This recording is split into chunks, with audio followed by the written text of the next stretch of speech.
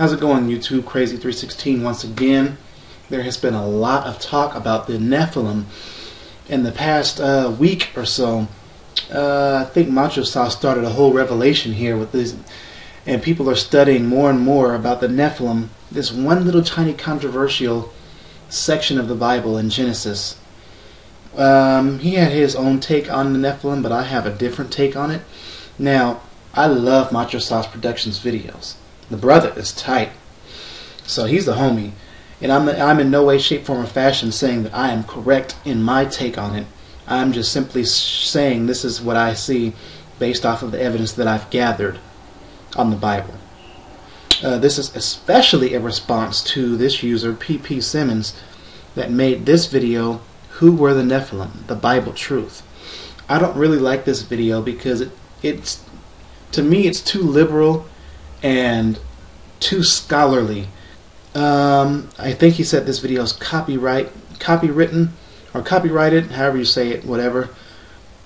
But I'm not going to be copying his entire video, only sections, maybe even this one little old part, so this shouldn't be copyright infringement at all. It's only going to be about 10 seconds like the fair use, so whatever. I don't like what he says about the King James Version of the Bible. This is what he says.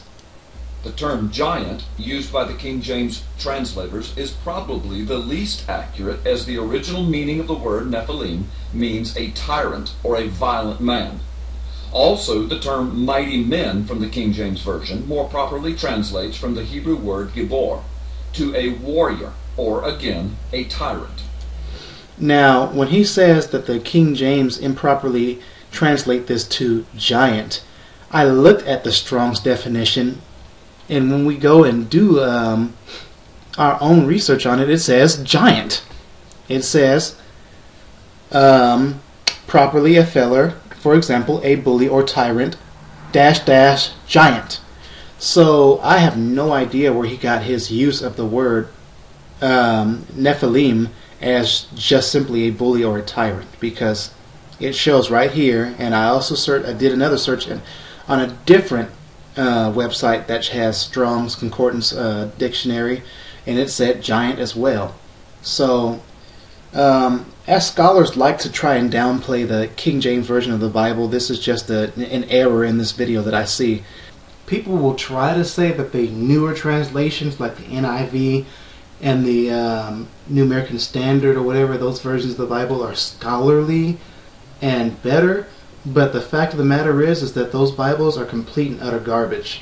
The NIV is straight and missing complete verses from the Bible, completely changed and destroyed. The Bibles are complete garbage. They deserve to be thrown in trash cans.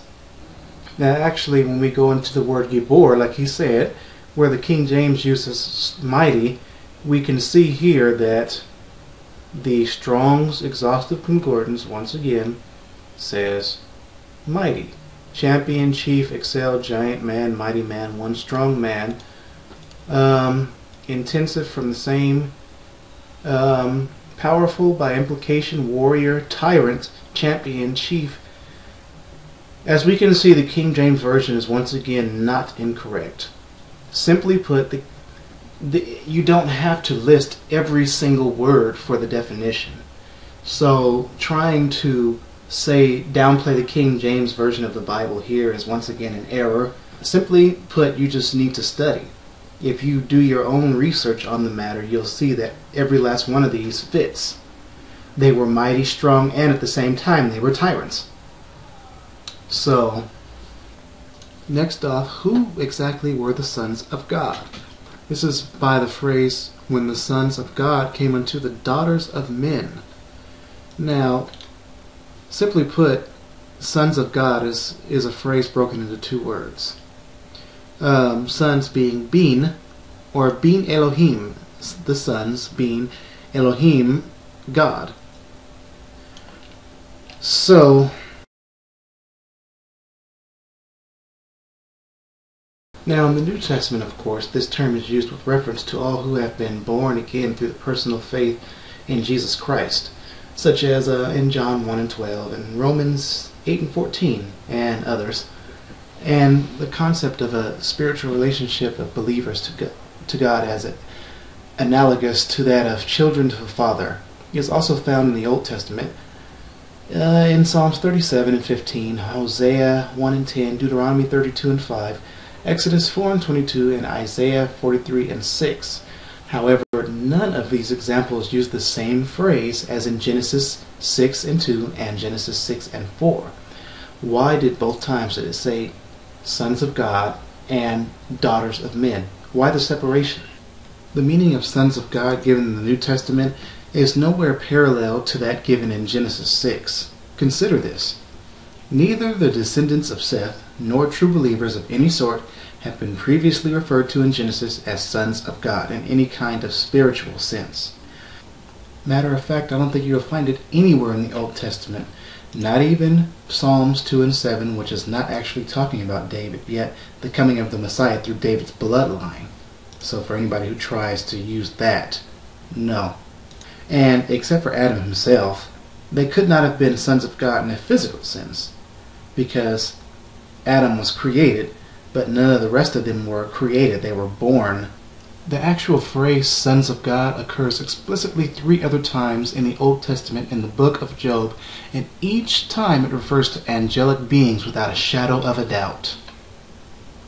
Let's take a look now at Genesis 6 and 1, where it says men began to multiply on the face of the earth, not sons of God.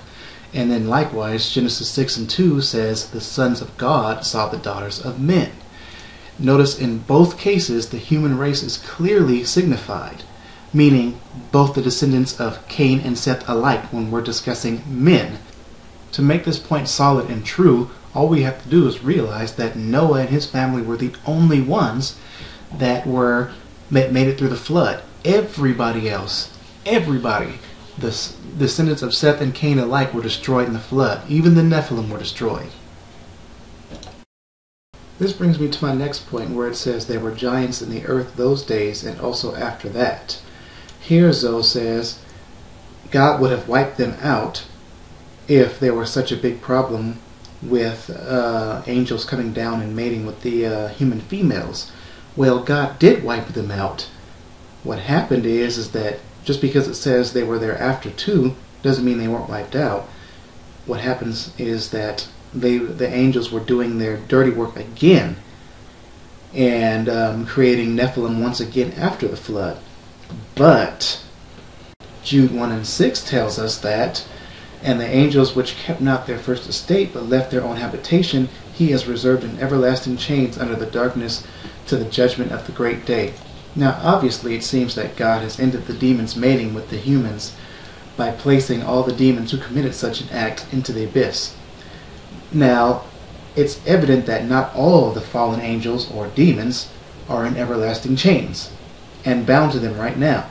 So it must have been that the demons that were committing such crazy acts, such as sleeping with human females and creating giant tyrants, those are the ones that were eventually placed in everlasting chains until the day of judgment. So we can make sense out of that. For those of you that are referencing the NIV, where it says heroes of old and men of renown, remember that old world was full of evil and stuff, so they were heroes of the evil old world. Lastly, we'll talk about the counter-argument to angels via Matthew chapter 22, verse 30, where it says, "For in the resurrection they neither marry nor are given in marriage, but are as the angels of God in heaven." Now, the weakness with this counter-argument of these not being angels is that the text does not say angels are not able to marry. Rather, it indicates only that angels do not marry. Secondly, in Matthew 22 and 30, it is referring to the angels in heaven. It is not referring to the fallen angels who do not care about God's created order and actively seek ways to disrupt God's plan. The fact is that God's holy angels do not marry or engage in sexual relations does not mean the same is true of Satan and his demons.